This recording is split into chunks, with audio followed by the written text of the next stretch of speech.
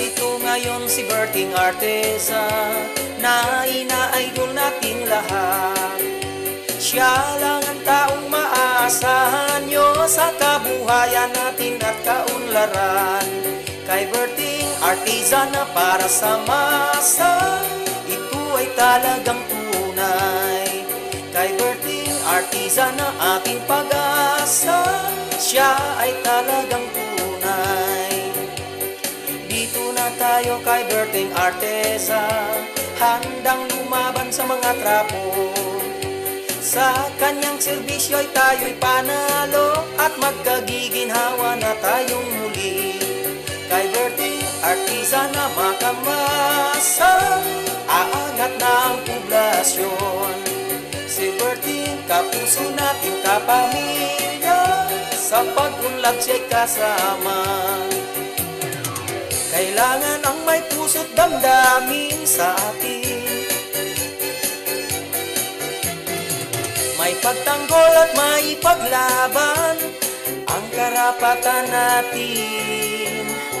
Yan ang tunay at tapat niyang layunin na maglingkod sa lungsod natin. Hindi na natin kailangan ng pangako kung Berting Arteza na ang ibuboto. Kay Berting Arteza na para sa masa, ito ay talagang tunay. Kay Berting Arteza na ating pag-asa, siya ay talagang tunay. Magsama-sama na sa kaunlaran ng lungsod, layunin niya na tayo'y tulungan. Si Tito Berting ay laging nandyan. Yan ang tunay at tapat niyang layunin na maglingkod sa lungsod natin.